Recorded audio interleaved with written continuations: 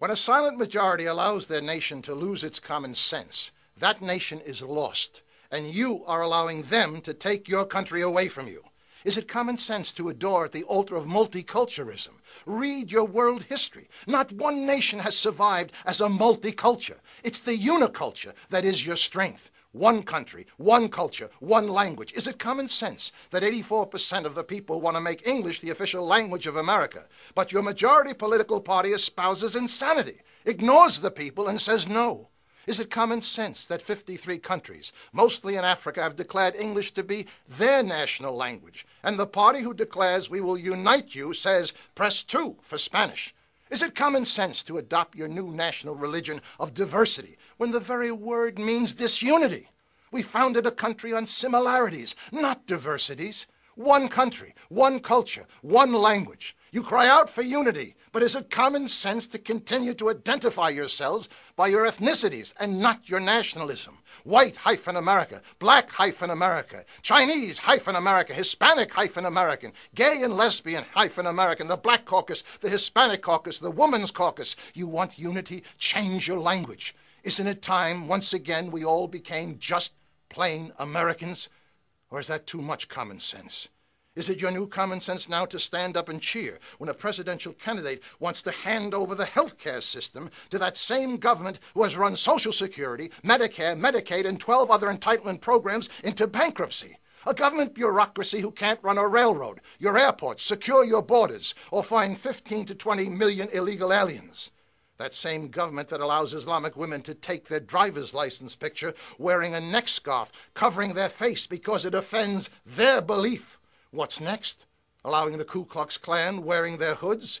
Is it common sense to bankrupt the American Treasury?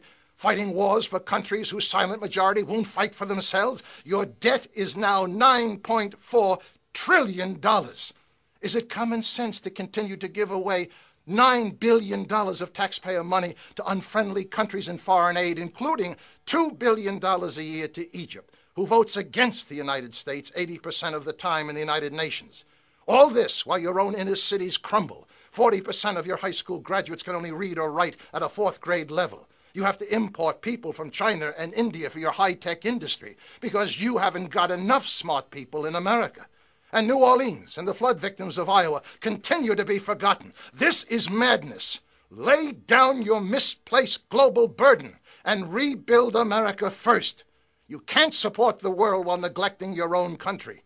Are you unifying the country with common sense when both of your presidential candidates cry out, we must show compassion for the 15 to 20 million invaders from south of your border?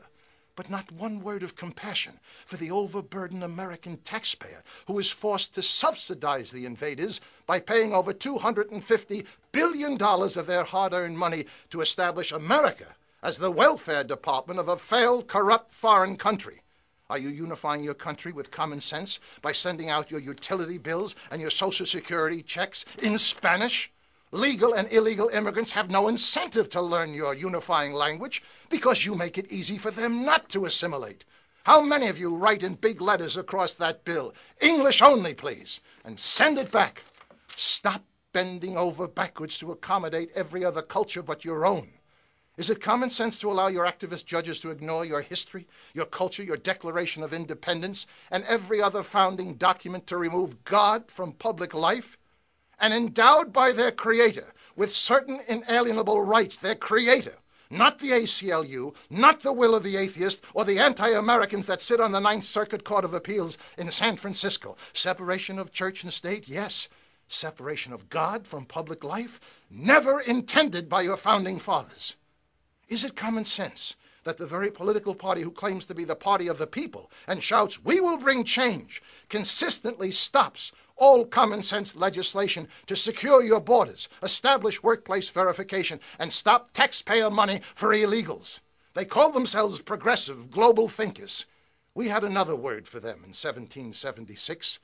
We called them traitors. This happened all once before. 232 years ago, it led to revolution and thousands of dead in the streets. It will happen again unless you take back America now. Join the grassroots movement of the Second American Revolution, not of guns and violence, but pressure, pressure, pressure on your none-representing representatives who created these problems in the first place. This is the most important phone number in your democracy, the Congressional Switchboard.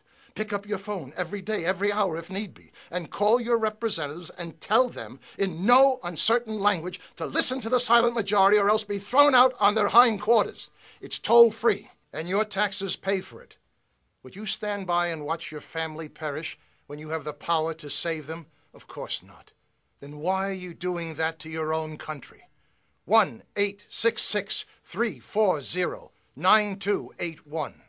Perhaps you allow all this destructive, uncommon sense out of a distorted notion of tolerance. Remember what Aristotle said, tolerance is the last virtue of a dying society. You are tolerating the behavior that is destroying you. This wine was once rich, highly desired and admired, but when you dilute it with enough water, it stops being anything. Take back America now. Choose to be part of the Second American Revolution. Pressure, pressure, pressure. No presidential candidate, no political party can save you now. Only an aroused citizenry will turn this uncommon sense around. And he or she who does nothing now is helping them to destroy America. My name is Thomas Paine, and I approve of this message. I only hope to God you will too.